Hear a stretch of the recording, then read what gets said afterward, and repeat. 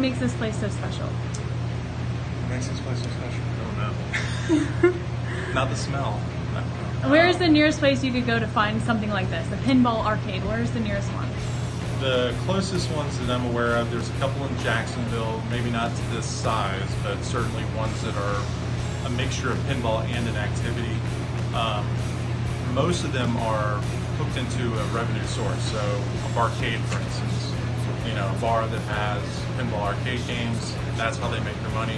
There's not too many places that are just an arcade. Yeah, these are all bulbs, so that's what comes behind the glass and lights it up, and they're animated. They'll have a certain programming that they'll run through. Of course, here are all our displays. We're going to pick this up. We'll look into, for a solid state, what would be the brain of it. So we have our NPU board, our sound board, our power board, flipper auxiliary, and this is our display board.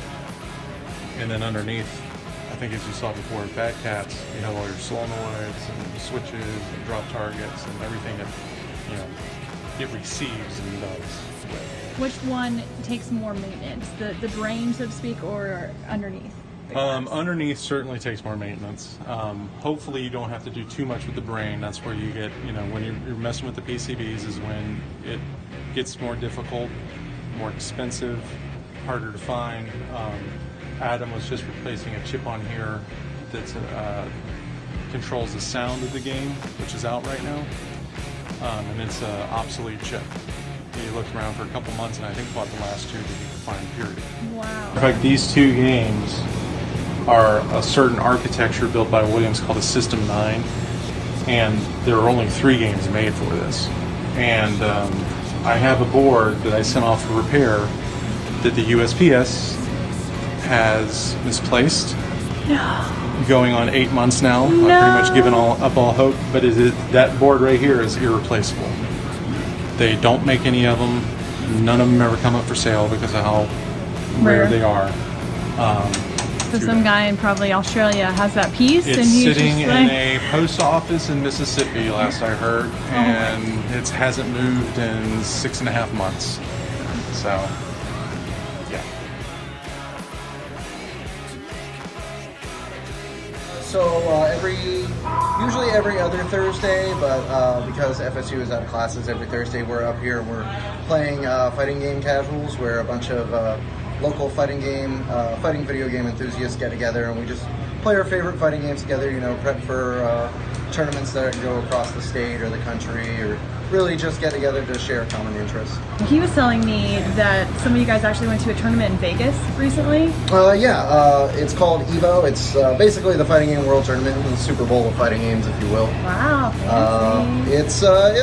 It's pretty spectacular. As a fighting game fan, I recommend that you should go at least once. Yeah. So were you invited? Sorry to interrupt you. Oh no, it's open entry. Open entry. So you're super passionate about it. You flew out to Vegas. Yep. How'd you do in the tournament? I got 65th in Guilty Gear. Out of 600? Yeah, after 600 people. That's good. So I'm okay. Very cool. Well, we're gonna check out what's going on back there, if you don't mind. You guys mind showing me around? Yeah, absolutely. Perfect. So shout outs to Flippin Pinball for being our venue, of course. They've been great to us, and we love being able to host our casuals here. So I just want to give them a little shout out. And so they let us have our games back here in the party room.